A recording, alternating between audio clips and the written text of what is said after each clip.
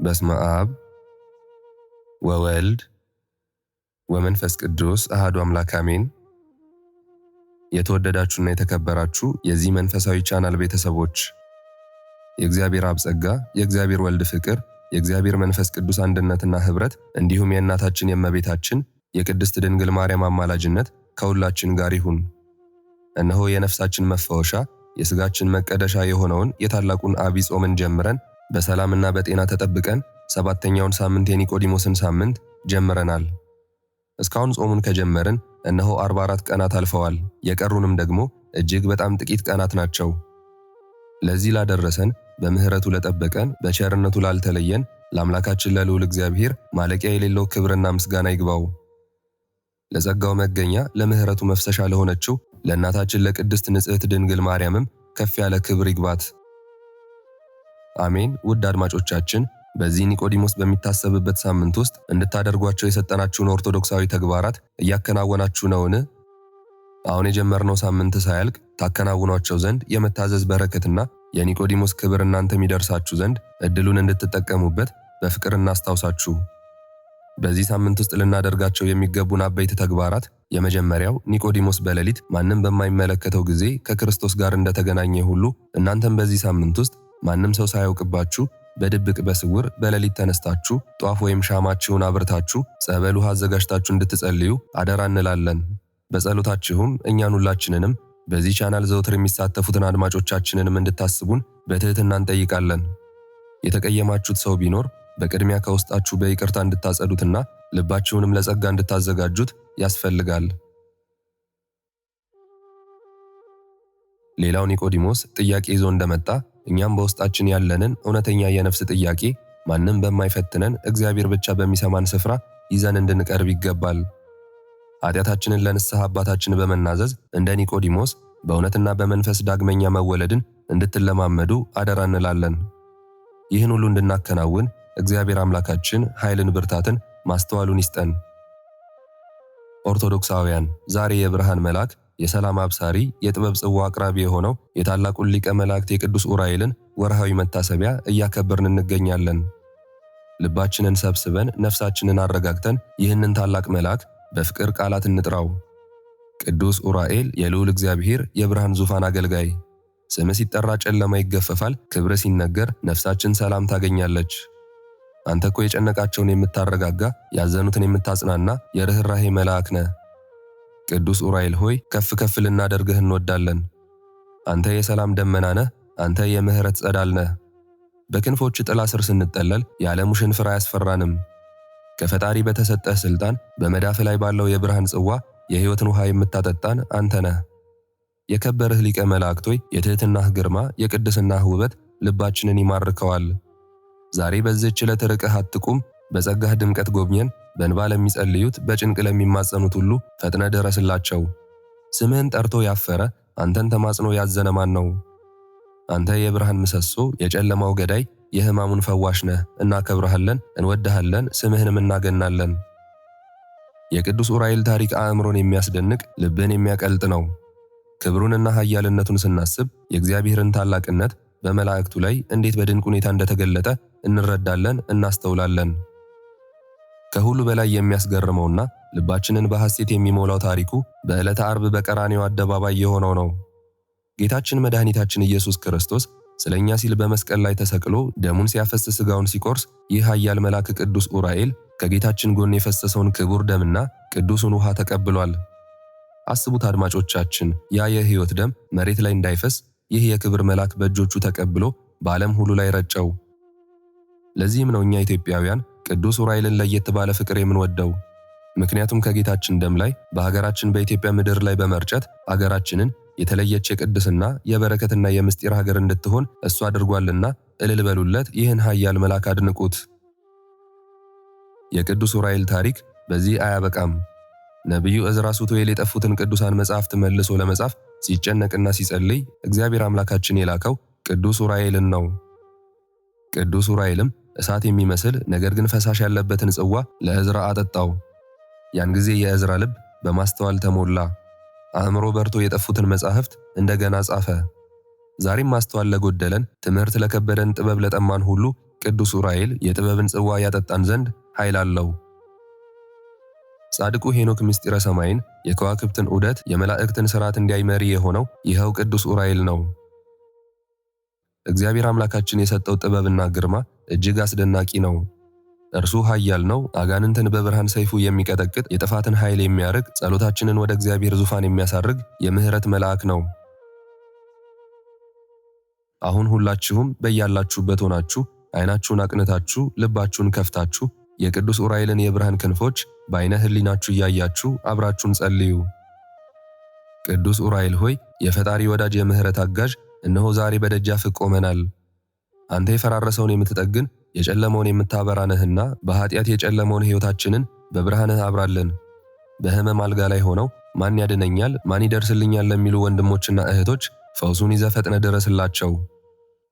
በትዳራቸው ውስጥ ሰላምን ላጡ፣ በኑሮ ውድነት ለተጨነቁ፣ የነገው ዕጣ ፈንታቸው ለሚያስፈራቸው ሁሉ አንተ የሰላም መልአክ ነህና መረጋጋትን፣ በረከትንና ተስፋን ስጣቸው። በምልጃህም ኃይል ልመናችንን በእግዚአብሔር ፊት አቅርብልን።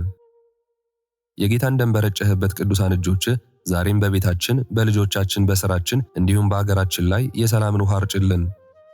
ክብርህን እናደንቃለን፣ ኃያልነትህን እናውጃለን፣ ውለታህንም እናመሰግናለን። አድማጮቻችን፣ ይህ መልአክ አይቶ ዝም አይልም፣ ሰምቶም አያልፍም። ተማጸኑት፣ አብዝታችሁ ምሕረትን በስሙ ለምኑ። በረከቱ ይደርባችሁ፣ ከክፉ ነገር ሁሉ የብርሃን ክንፉ ይጋርዳችሁ። የተወደዳችሁ የቻናላችን ቤተሰቦች የቅዱስ ዑራኤልን ፍቅርና ክብር ተናግረን አንጨርሰውም። በዚህ በመጋቢት ወር በቤተ ክርስቲያናችን በክብር የሚነበበውን የቅዱስ ዑራኤልን ድርሳንና አስገራሚ ተአምር ልባችሁ አርፎ መንፈሳችሁ ተመስጦ እንድታዳምጡት በእግዚአብሔር ስም በትህትና እንጠይቃችኋለን። ድርሳኑን ስትሰሙ ቤታችሁ በበረከት ይሞላል፣ ነፍሳችሁም ሰላምን ታገኛለች። የድርሳኑ ተካፋይ ሆናችሁ የበረከቱ ወራሽ እንድትሆኑ አደራ እንላለን። ይህ የቀረን የዐቢይ ጾም ጊዜ የሰላም፣ የንስሐ፣ የፍቅርና የበረከት ጾም እንዲሆንላችሁ ከልብ እንመኛለን። የቅዱስ ዑራኤል ረድኤት በረከትና ምልጃ ከሁላችንም ጋር ይሁን። ልዑል እግዚአብሔር ጾሙን በሰላም አስፈጽሞ ለብርሃነ ትንሣኤው በሰላምና በደስታ ያድርሰን። አሜን።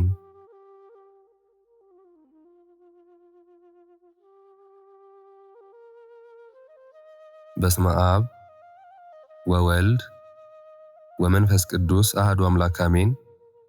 ድርሳነ ዑራኤል ዘወርሃ መጋቢት። አንድ አምላክ በሆነ በአብ በወልድ በመንፈስ ቅዱስ ስም እናምናለን በእውነት። ልመናውና በረከቱ ለዘላለሙ ከወዳጆቹ ከእኛ ጋርና ከሁላችንም ጋር ይሁንና በመጋቢት 22 ቀን የሚነበብ የሚጸለይ የመላእክት አለቃ የቅዱስ ዑራኤል ድርሳን ይህ ነው። ምዕራፍ 1 ከሃዲዎች ወይንም ተንኮለኞች የሚሆኑ 3 ነገሥታት ነበሩ። ስማቸውም አንደኛው ሳሮግ በደቡብ ክፍል የሚገኝ፣ ሁለተኛውም ናምሩድ በምዕራብ ክፍል የሚገኝ፣ ሶስተኛውም ሰናዖር የሚባል በአዜብ ክፍል የሚገኝ ነው። እነዚህም 3ቱ ነገሥታት በምድር ሁሉ ላይ ነገሱ። ጠላቶቻቸውን ሁሉ ቀጥቅጠው የገዙና ከስልጣናቸውን በታች ያደረጉ ነበሩ። አንደኛው በደብተራ ሞሎክ ስሙ ሬፋን በሚባል ኮከብ የሚያመልክ፣ ሁለተኛው ሰው በፀሐይ ብርሃን፣ ሶስተኛውም በብኤል አምሳል በተሰራ ደንጊያ የሚሰግድ ነው። ሕዝቡም የታወቁት ጣዖታትን ተሸክመው ይነሳሉ። የጣዖታቱም ስም ዳጎንና ቤል፣ አቴናና አጵሎን፣ አቅማንድሮንና ወሮማርዴዎስ፣ ኤራቅሊስና ፌጎር፣ ሚሳቅና ሲድራቅ ይባላሉ። የጣዖታቱም አገልጋዮች አምላካቸው ጣዖቱ ይቅር እስኪላቸው ድረስ የፈቀዱትን ሁሉ ይለምናሉ። ግማሾቹም አውራስና ናዝሬት፣ አጣሪዮ፣ ሄልያሴፍ፣ ደብራንና ሄልዴዮን እያሉ ስማቸውን በመጥራት ለኮከቡ ስዕል ይሰግዳሉ። ጠንቋዮቹ ወይም ሟርተኞቹ ከሰናዖር ሰዎች ላይ የእግዚአብሔር መቅሰፍት እስኪወገድላቸው ድረስ ይጮሃሉ። ከዚህ በኋላ ውስጧ በወርቅ ቀለም የተጻፈ ቁልፏን በመልአኩ በዑራኤል እጅ የተዘጋ አንዲት ደብዳቤ ከሰማይ ወደ ምድር ወደቀች። ያቺን መጽሐፍ ገልጦ ለማየት የሚቻለው አልነበረም። የሰናዖርና የናምሩድ ሰዎችም ገልጠው ለማየት ባለመቻላቸው ግምጃ ቤት ውስጥ አኖሯትና 3 ዓመት ከ8 ወር ተቀመጠች። ከዚህ በኋላ ናምሩድ እግዚአብሔርን ወደማያውቁ ወደ ሰናዖርና ወደ ሳሮግ አወዳደቋ በተመሳቀለ ጎዳና ወይም በሜዳ ሆኖ ሳለ መልእክቷ ለማንኛውም ወገን ያልሆነችው ሕዝቡም አግኝተው እንዴት እንዳነሷት መልእክተኛውን ላከ። ሰናዖርና ሳሮግ ይህን ነገር ሰምተው እርስ በርሳቸው ይህ ነገር ምንድነው? የረቀቀ ዕጹብ ድንቅ ነገር ነው ተባባሉ።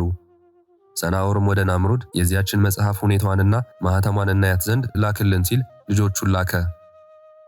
ልጆቹም ይህን በነገሩት ጊዜ ያችን መጽሐፍ አሽጎ ለአንድ መልእክተኛ ሰጠው።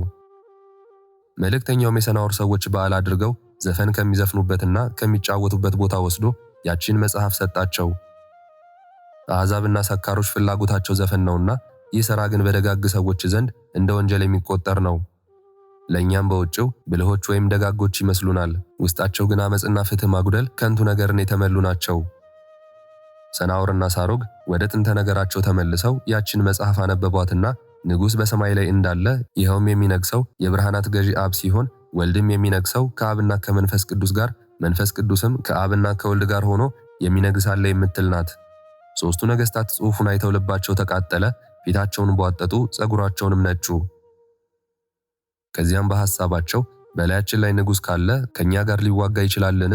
የሰማዩን ንጉሥ ከቶ ማን ይረዳዋል? እኛን የሚያሸንፍ ከሆነ በግልጽ ይጋጠመን አሉ። የመንግሥቱን ግዛት ቢከቡት አንዱ እንኳን ከእጃችን አያመልጥም፣ ብናሸንፈውም ይቅርታ እናደርግለትም። ወደ ሀገራቸው ገብተን ማለት ወደ ሰማይ ወጥተን በሀገራቸው ቋንቋ እንጣላቸዋለን፣ እንጋደላቸዋለንም ተባባሉ። ወደ ሰማይ የሚያወጣና ወደ ምድር የሚያወርድ መሰላል እንስራ ሲሉ እርስ በርሳቸው በመማማል ተስማሙ። በግንቦት ወር በመባቻው ወይም በመጀመሪያው ዕለት መሠረቷ በማይናወጥ በዓለት ላይ ግንብ መስራት ጀመሩ። ሳሮግና ናምሩድ ሰናዖርም ሦስቱ የአሕዛብ ነገሥታት ግንቧንና በሮቿን ለመስራት በሜትር ተከፋፈሉ። ከፍተኛ የሆነች የግንቧንም ሥራ ውጭውንና ውስጡን የሚያከናውኑ አዋቆች ቁጥር 17,000 ናቸው። እንጨት እየቆረጡ በልክ በልኩ ለማዘጋጀት የተመረጡት አዋቂዎች ከሆኑት ከሴት ልጆች ወገን 20,000 ናቸው። ከሩቅና ከቅርብ እያመጡ ለሚያዘጋጁና ደንጊያም እየጠረቡ ለሚያቀርቡ ወይም ለሚገነቡ ገንቢዎችና ለእንጨት አናጺዎች አዋቂዎችም 15,000 ሹሞችን ሾሙ። እንዲህም ከቆላው ምድር የተቆረጠውን የማይነቅዝ እንጨት ለሚሸከሙ 12,000 አዛዦችን ሾሙላቸው። ከበረሃ ውስጥ የወደቁትን ደረቆች እንጨቶችን የሚያነሱ 11,000 ታላላቅ አዛዦችን ሾሙ። እሊህም ጠንካሮችና ወፍራሞች የሆኑ እንጨቶች ጽናታቸው ወይም ጥንካሬያቸው ጥላቸው እንደሚያምር በቅመም ተራራ ላይ እንደሚኖሩ እንደ ዋልያ መንጋ ናቸው። ሁሉም በየተመደቡበት የሹመት ቦታቸው ተሰማሩ። ስለ ምግባቸውም ከዚያ ስንዴና ምስር እያበሰሉ ምግባቸውን የሚያዘጋጁ አዋቂዎችን በየክፍላቸው መደቡላቸው። የተዘጋጀውን መብሉንና መጠጡንም እየተቆጣጠሩ የሚያስቀርቡላቸው አዛዦችን ሾሙላቸው። ከዚህ በኋላ ተሰብስበው ጉባኤ ካደረጉ በኋላ ግንቡን መገንባት ጀመሩ። የግንቧን ማዕዘን በሜትር እየለኩ ተከፋፍለው በየድርሻቸው ግንቡን በማስረዘም መስራት ጀመሩ። ወደ ሰማይ የመውጫውን መሰላል ሰርተው ከጨረሱ በኋላ ብዙዎች አዋቆች የሆኑ ሰዎች ከምድር ወደ ላይ ግንቡን እየሰሩ ወጡ። ግንብ ገንብቶ ከምድር ወደ ሰማይ ለመውጣት ያሰበ ወይም የተመኘ ከነሱ በቀር ማን ነው? ከሰማይስ ወደ ምድር መውረድ ልማድ ነው። ሰማያውያን መላእክትም ወደ ፈለጉት ይወጣሉ ይወርዳሉና። ቀደምት ከሆኑት ከእግዚአብሔር መላእክት አንዱ ሳጥናኤል የሞራል ድጋፍ ስለሚሰጣቸውና በምክርም ስለሚረዳቸው ልባቸው ደንድኗልና ወይም በትዕቢት ታጅሯልና። የልብ ትዕቢት እግዚአብሔርን ይቃወሟል ሲል መጽሐፍ እንደተናገረ የሰናዖር ሰዎች በትዕቢታቸው የሰማይን አምላክ ተቃወሙት። አለቃቸው ዲያብሎስ ፈቃዱን ለሚያስፈጽምለት ሁሉ ወዳጅ ስለሆነ ፈቃዳቸው እስኪፈጸም ድረስ እሺ በጄ ብሎ ይታዘዛቸዋልና።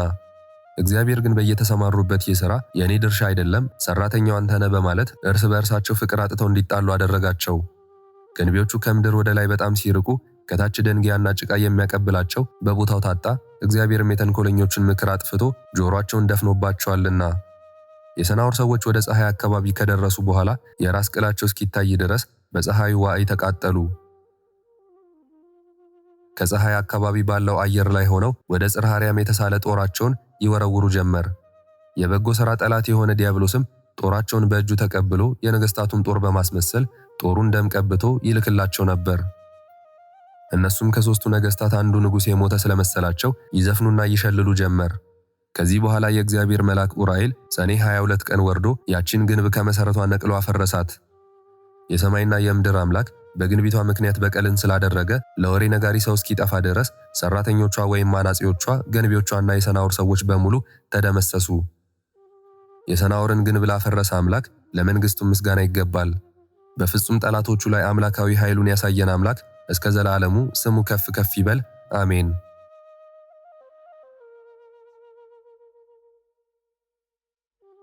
አባታችን አዳምን በአርአያውና በአምሳሉ አስቀድሞ ሳይፈጥረው ስማቸው የማይታወቅ እልፍ አእላፋት በመቶ ሚሊዮን የሚቆጠሩ መላእክት በየማዕረጋቸውና በየሹመታቸው ነበሩ። ሚካኤልና ገብርኤል፣ ሱራፌልና ኪሩቤል በአደባባዩ ቆመው አሸናፊ የሚሆን እግዚአብሔርን ያመሰግኑት ነበር። ስለዚህ እግዚአብሔር እርሱ ይቅርታንና ምሕረትን እንደመውደዱ መጠን ሚካኤልና ገብርኤልም ምሕረትን ለሰው ልጅ መማለድን ስለሚወዱ ከፍ ከፍ አደረጋቸው። አዳምን ከፈጠረው በኋላ የ99ኙን ነገደ መላእክት ስማቸውን ገለጠ። ስማቸው የማይታወቅ ሰውን በአደራነት የተቀበሉና በጠባቂነት የተመደቡ እልፍ አላፋት የሚሆኑ የብዛታቸው ቁጥር ልክ ወይም መጠን የሌለው ቅዱሳን መላእክት አሉ። ከዚህ በኋላ ኡራኤል በየጊዜው በግልጽ እየተነሳ ለሰው ልጅ ምሕረትን ለማሰጠት ዘውትር ስለኛ አጥብቆ ይለምናል። የሰማይ መላእክትም ስለ ሰውና ስለ እንስሳት፣ ስለ ፍጥረት ሁሉ ከእግዚአብሔር ዘንድ ሁል ጊዜ ምሕረትን ይለምናሉ። ሚካኤልም በየዕለቱ ምሕረትን ይለምን ዘንድ በኃያሉ አምላክ በስተቀኝ ይቆማል። ገብርኤልም አቤቱ ጌታዬ ሆይ ፍጥረትን ፈጽመህ ይቅር በል እንጂ አታጥፋ፣ ቃል ኪዳንህ ሐሰት አይደለምና ለወዳጅ ለአብርሃምና ለልጁ ለይስሐቅ እንዲሁም ባለሟልህ ለሆነ ለያዕቆብ የሰጠኸውን ቃል ኪዳን አስበህ ለነሱ ያደረግኸውን ለነዚህም አድርግላቸው፣ ማራቸው፣ ይቅር በላቸውም እያለ ይማልዳል። በእናትህ በማርያምና በመጥምቁ በዮሐንስ ቅዱሳን በሚሆኑ በመላእክቶች ሁሉ ብለህ በመስቀልህ ኃይል እርዳን። ከፊትህ በምንቆምበትም ጊዜ አቤቱ አታጋልጠን ወይም አታሳፍረን። ዳግመኛም መላእክት ለኃጥአን ይቅርታ እስከሚደረግላቸው ድረስ ዘውትር እየሰገዱ ይለምናሉ። ይልቁንም ኡራኤል ከአንደበቱ ምስጋና አይለይምና የእግዚአብሔር የኃይሉ መልእክተኛ ስለሆነ ልመናን የማያቋርጥ ትጉህ የማያንቀላፋ ጸሎት ከአፉ የማይለይ በመሆኑ ከእግዚአብሔር ዘንድ ለማማለድ ሌት ተቀን ይለምናል። ሁሉን የሚገዛ እግዚአብሔር የኡራኤል አምላክ ይቅር በለኝ ብሎ አንዲት ቃል ቢናገር በራሱ ላይ አክሊልን አቀዳጀዋለሁ፣ ዕድሜውም አጭር ቢሆን አስረዝምለታለሁ ብሏልና። ሁሉን የምትገዛ እግዚአብሔር የኡራኤል አምላክ ሆይ ይቅር በለን። ከሞተም በኋላ ባሕረ እሳትን አሻግሬ ዓይን ያላየውን ጆሮ ያልሰማውን የጻድቃን ነፍሳት ከሚያድሩበት ከዚያ በሕይወት አገር አኖረዋለሁ። ትሕትናውንና በቅንነት ለመልእክቱ ታዛዥ መሆኑን አይቶ እሱ የእውነት ፈራጅ ጌታ በዚህ ይወደዋልና። ኡራኤል የቅዱሳንን ሁሉ ጸሎትና መስዋዕትን ለማሳረግ በጌታችን ዙፋን ፊት ሌት ተቀን ይቆማል። ዳግመኛም ሁሉን የሚገዛ እግዚአብሔር ተስፋ የሌላት ኃጥእት የሆነች ነፍስ የኡራኤል አምላክ ይቅር በለኝ ብትል ከገሃነመ እሳት አውጥቼ በዕረፍት ቦታ እስከ ዘላለሙ ድረስ አሳርፋታለሁ አለ። የሰማይ መላእክት ሁሉ ይህን ቃል ሰምተው ተባብረው በአንድ ቃል አቤቱ አንተ ጌታችን ሆይ መዓትህ የራቀ ምሕረት የበዛ እውነተኛ ይቅር ባይ ቸር ነህ አሉና ወደ ልመናቸው ተመለሱ። ጌታቸውን ባዩት ጊዜ የመለኮቱ ነበልባል ስላንጸባረቀባቸው እንደ ኪሩቤል በመፍራትና በመንቀጥቀጥ አንገታቸውን ወደ ታች አዘነበሉ። አሸናፊ እግዚአብሔር ምስጋናህ በሰማይ በምድር ፈጽሞ የመላ እጹብ ድንቅ ነው እያሉ አመሰገኑ። ዳግመኛም ጌታቸውን ያዩት ዘንድ ወደ ላይ አቃንተው ሳለ ከፍርሃታቸው የተነሳ የእሳትነት ተፈጥሯቸው በእሱ ፊት እንደ ውሃ የተፈጥሮ ባህሪ ሆነ። ከዚህ በኋላ መላእክት ሁሉ በአምላካችን ፊት የሚቆም የለም፣ ባህሪው እሳትና እውነተኛ ብርሃን ስለሆነ እናየው ዘንድ አይቻለንም ሲሉ አደነቁ። የመላእክት እሳትነት ግን በጥንተ ተፈጥሯቸው ሌላ ስለሆነ በጌታችን ፊት እንደ ውሃ ነው።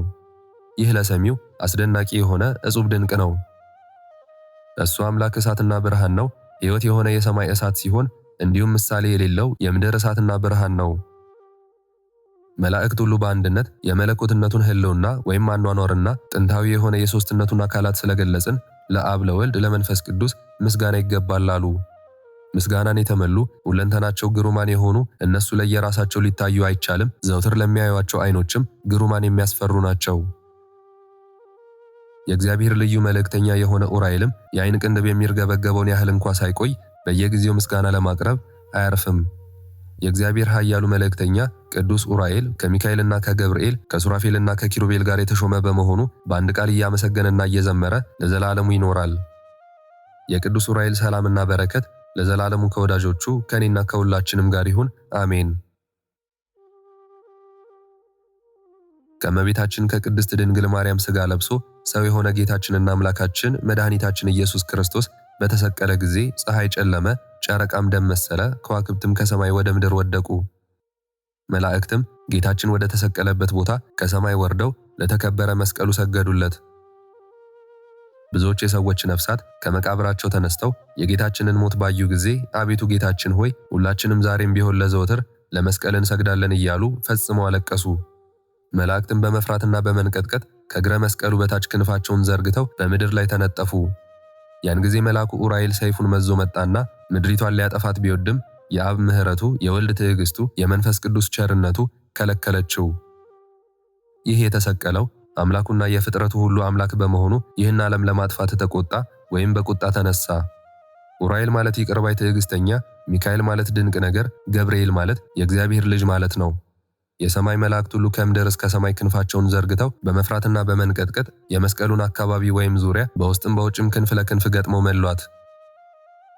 የአይሁድን ስድብና ውርደትን የታገሰ ስለ ሰው ፍቅር ለኛ ብሎ የታመመና የሞተ በጌታችን መስቀል ፊት መላእክት ወደ ኋላቸው ወደቁ። 6 ሰዓት በሆነ ጊዜ ፀሐይ ጨለመ፣ ጨረቃም ደም መሰለ፣ ከዋክብትም ከቦታቸው ወደቁ። የአይሁድም ፋሲካ ጨለማ ሆነ። ከዚህ በኋላ ሆምጣጣ ከሐሞት ጋር ቢያጠጡት ቀምሶ እምቢ አለ። ኤሎሄ ኤሎሄ ኤልማስ ላማ ሰበቅታኒ ያለ ተረጓሚውም አምላኬ አምላኬ ለምን ተውከኝ ማለት ነው። ከቀኑ 6 ሰዓት በሆነ ጊዜ አባቱ የልጁን ጩኸት ሰምቶ ሕሊናው ራራ፣ በልጁ ምክንያት ይህችን ዓለምም ሊያጠፋት ወደደ። ዳግመኛም አባት ሆይ ይህን ሥራ የሚሰሩት ባለማወቅ ስለሆነ ይቅር በላቸው እያለ ወደ አባቱ ወደ እግዚአብሔር አብ ጸለየ ወይም ለመነ። ይህንም በመናገሩ ከአይሁድ ወገን ጥቂቶች አመኑበት። 9 ሰዓት በሆነም ጊዜ ኢየሱስ በቃሉ ጮኸና ነፍሱን ከሥጋው ለያት። ያን ጊዜ 500 ባልደረቦች የተባሉት ሙታን ከመቃብራቸው ተነስተው አምላክነቱን መሰከሩለት። አእላፍ መላእክት ይጋርዱታል። ሚካኤልና ገብርኤል፣ ኡራኤልና ሩፋኤል ስለ ሰው ልጅ ምሕረትን እየለመኑ ይሰግዱለታል። ወልድ ዋህድ ከእመቤታችን ከድንግል ማርያም ሰውነቷን አንጽቶ ሥጋዋን ቀድሶ የለበሰውን ሥጋ እንዳይዳስሱ የሚረዱና የሚንቀጠቀጡ ዓይኖቻቸው ብዙ ክንፋቸው 6 የሆኑ ሱራፌል ኪሩቤል በሚያምር መዝሙር እየዘመሩ አንድ ገዢ ለሆነ ለሦስትነቱ ሰገዱ። ከእመቤታችን ከድንግል ማርያም በለበሰው ሥጋ ታመመ፣ ሞተ። በመቃብርም ውስጥ 3 ቀንና 3 ሌሊት አደረ። ፀሐይ ከመግባቷ ወይም ከመጥለቋ በፊት ከአይሁድ ወገን የሚሆን አንድ ወታደር መጥቶ ቀኝ ጎኑን በጦር ወጋውና ስለ አዳም ጥምቀትና ስለ ሁላችን ሕይወት ከቀኝ ጎኑ ደምና ውሃ ፈሰሰ። መልአኩ ኡራኤልም የአምላካችንና የጌታችንን ደም በብርሃን ጽዋ ተቀብሎ መጋቢት 27 ቀን በብርሃን መነሳንስ በመርጨት ዓለሙን ሁሉ ባረከ፣ ቀደሰ። የፍጥረት ሁሉ አምላክ ለሆነ ፈጣሪያችን ዛሬም ዘወትርም እስከ ነፍስ ሕቅታ ድረስ ከዚያም በኋላ ለዘላለሙ ለሱ ምስጋና ይገባል፣ አሜን። ጸሎቱ ወበረከቱ ከኛ ከሁላችንም ጋር ለዘላለሙ ይሁንና የመላእክት አለቃ ቅዱስ ኡራኤል ያደረገው ተአምር ይህ ነው። እጁ ሽባ የሆነና ዘወትር ጋኔን የሚጥለው አንድ ሰው ነበር። ከዕለታት በአንድ ቀን ኤጲስቆጶሱ ደቅሲዮስ በተጨማሪ ያከበረው ሌላ በዓል ስለነበረ በመላእክት አለቃ በቅዱስ ኡራኤል በዓል ቀን አምላክን የወለደች እመቤታችን ወደ ድንግል ማርያም ቤተ ክርስቲያን ሄዶ ገባና ያ በሽተኛ ከቅዱስ ኡራኤል ስዕል በታች በጉልበቱ ተንበርክኮ እየሰገደ ስለ በሽታውና ስለ ድካሙ ብዛት በጣም ያለቅስ ጀመር። ያን ጊዜ ቅዱስ ኡራኤል በታላቅ ግርማ ሆኖ ሰይፉን በእጁ እንደያዘ መጣ። ጋኔኑን ባየው ጊዜ ፈርቶ ደነገጠና በምድር ላይ ወደቀ። ቅዱስ ኡራኤልም ጋኔኑን ይዞ በግልጥ ገረፈው፣ ደበደበውም። ትንሽ ቆይቶም ከእንግዲህ ወዲያ ይህን ሰው ታሰቃየው ዘንድ ሁለተኛ ትመለስበታለህን አለው። ያም ጋኔን መልሶ ከእንግዲህ ወዲህ ወደዚህ ሰው ብመለስ የአምላክህና የአንተ ቅጣት ወይም መቅሰፍት ለዘላለሙ በእኔ ላይ ይፈጸምብኝ አለው። ከዚህ በኋላ ቅዱስ ኡራኤል ያን ሰው በፊትህ ይህን ያየኸውን ተአምር እግዚአብሔርም እንዴት እንዳዳነህ ለሰው ሁሉ ተናገር አለው። ሰውየውም ከቤተ ክርስቲያን ወጥቶ ሄደና ለወዳጆቹ፣ ለዘመዶቹ፣ ለሰዎችም ሁሉ የመላእክት አለቃ ቅዱስ ኡራኤል ያደረገለትን ተአምር ተናገረ፣ አስረዳ። ስለዚህ ነገርም የሰሙ ሁሉ እግዚአብሔርን ፈጽመው አመሰገኑት። ከዚህ በኋላ ይኸው ሰው በመላ ዘመኑ ሁሉ የመላእክት አለቃ የቅዱስ ኡራኤልን ቤተ ክርስቲያን ደስ እያለው ሲያገለግል ኖረ።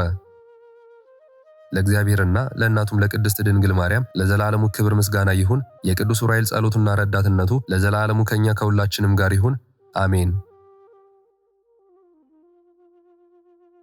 ሊቀ መላእክት ቅዱስ ኡራኤል ሆይ ጌታችን መድኃኒታችን ኢየሱስ ክርስቶስ ለቤዛ ዓለም በመስቀል በተሰቀለ ጊዜ ከጎኑ የፈሰሰውን መለኮታዊ ደም በብርሃን ጽዋ ተቀብለህ ምድር ትባረክ ዘንድ በብርሃን መነሳንስ በዓለም ሁሉ የረጨ ታላቅ ባለ ግርማ ብርሃናዊ መልአክ ነህና እኔ ደካማ አገልጋይህ እንዲሁም ይህን ጸሎት የተከታተሉትን በሙሉ የምድር ወተቷን የሰማይ ገነቷን አታሳጣን ለዘላለሙ አሜን።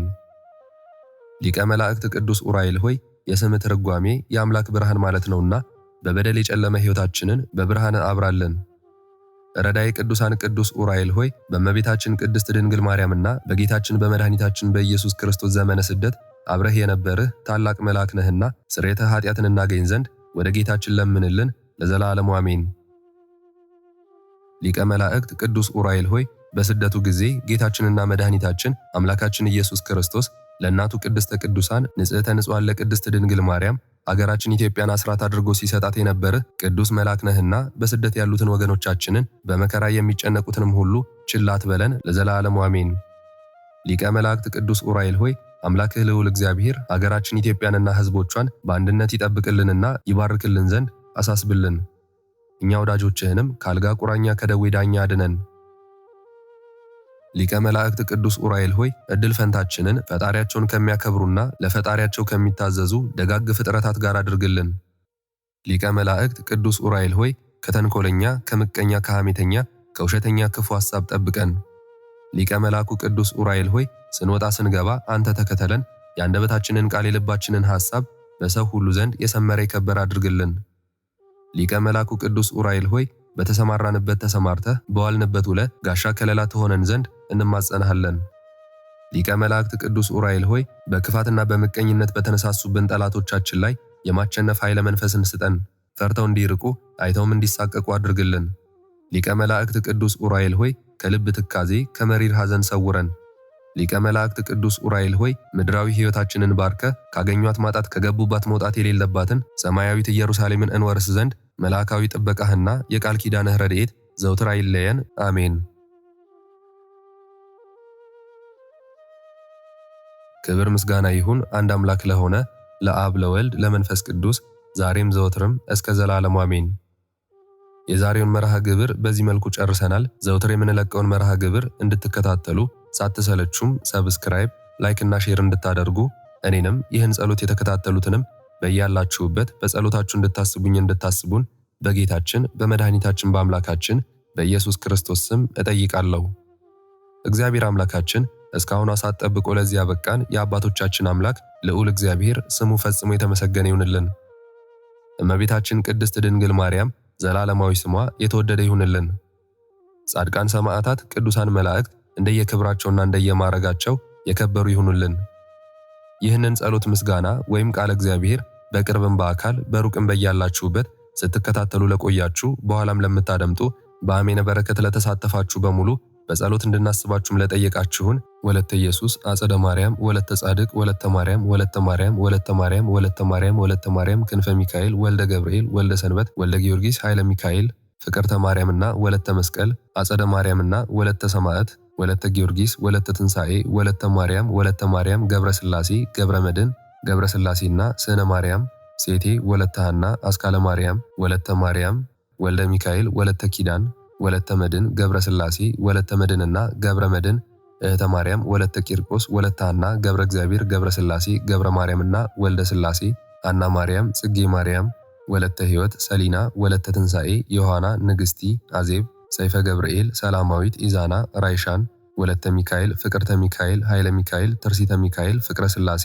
ተስፋ ሚካኤል፣ ወለተ ማርያም፣ ሐና ማርያም፣ አክሊለ ሰማያት፣ ፍቅረ ዮሐንስ፣ አስራተ ማርያም፣ ወለተ ማርያም፣ ስህነ ማርያም፣ ተክለ ወልድ፣ ተክለ ሚካኤል፣ ወልደ ሚካኤል፣ ወለተ አናንያ፣ ወለተ አማኑኤል፣ ወለተ ኪዳን፣ አመተ እግዚአብሔር፣ ገብረ ጻድቅ፣ ተክለ ማርያም፣ ወለተ ጻድቅ፣ ወለተ ማርያም፣ ፍሬ ሰንበት፣ ጸገነት፣ ወለተ ሰንበት፣ ማሪቱ ኃይሉ፣ ወለተ ሥላሴ፣ ኃይለ ገብርኤል፣ ገብረ አብ፣ ኃይለ ሚካኤል፣ አስካለ ማርያም፣ አምደ ሚካኤል፣ ወለተ ሚካኤል፣ አመተ ኢየሱስ፣ ወለተ መድህን፣ ወለተ ማርያም፣ ፈቃደ ማርያም፣ አጸደ ማርያም፣ ወለተ ሐና፣ ወለተ ኪዳን፣ በትረ ማርያም፣ ወለተ ሥላሴ ሁላችሁንም እግዚአብሔር ያስባችሁ ከነ ቤተሰባችሁ በሕይወት በጤና ያቆያችሁ። ዕድሜ ዘመናችሁ የተባረከ፣ ስራችሁን የሰመረ፣ ቀናችሁን ያማረ፣ ኑሯችሁንም የከበረ፣ ጸሎታችሁን የተሰማ ያድርግላችሁ። እንዲሁም በአካል በሥጋ የተለዩንን ወለተ ማርያም፣ ወለተ ጽዮን፣ ወልደ ሰማያት፣ ሙሉ ማሞ፣ ወለተ ሥላሴ፣ ኃይሉ ገብረ ሥላሴ፣ ሳህለ ማርያም፣ ወለተ ማርያም እግዚአብሔር አምላካችን ነፍሳቸውን ይማርልን፣ በአጸደ ሕይወት በገነት በመንግሥተ ሰማይ ያሳርፍልን። አነሳስቶ ላስጀመረን አስጀምሮም ላስፈጸመን ለልዑል እግዚአብሔር ክብርና ምስጋና ይግባው ዛሬም ዘወትርም ለዘላለሙ አሜን። አቡነ ዘበሰማያት